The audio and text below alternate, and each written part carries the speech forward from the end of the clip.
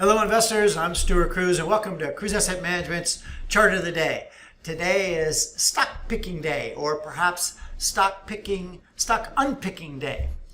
This is where we use math and statistics to help make our investment decisions as opposed to using our feelings and our gut.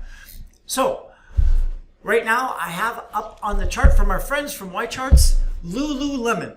It's obviously done very well. This is a year-to-date chart. Let's look at its percentage return, up 58%, well off of its highs, up over 100%. So pulled back quite a bit since its highs. So what's going on here? Well, let's look at Lululemon's PE ratio. You know I love to go to the PE ratios. It's expanded by 55%, the PE ratio of Lululemon year to date. We're going to check out its number.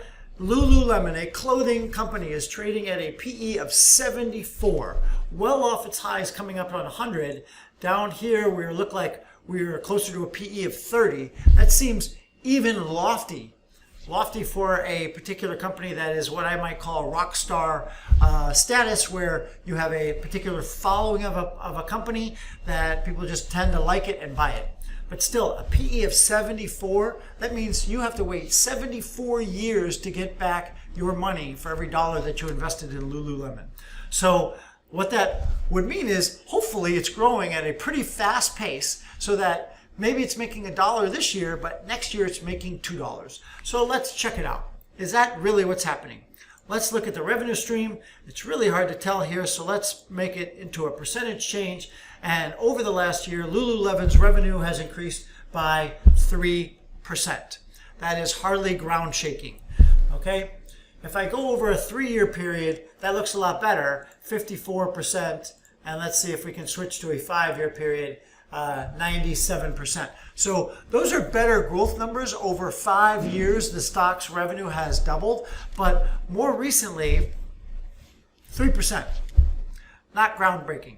And if we look at earnings per share, which is really what a stock ultimately follows, the earnings per share is down year to date. Down 4%. So that's probably a good reason why Lululemon is selling off. So we're going to go to another chart here.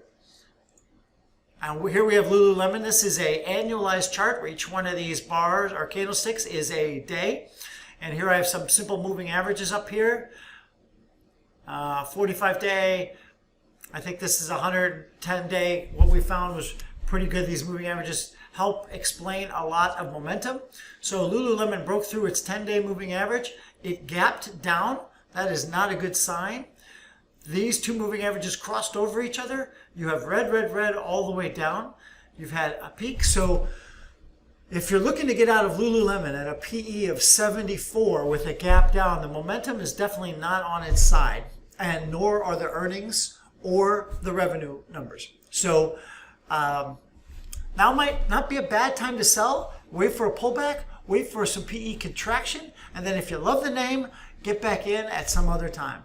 If you can't get out of it, now would be an excellent time to sell calls against Lululemon if you own the stock. Okay? This is Stuart Cruz with Cruz Asset Management, reminding you to invest with the odds in your favor.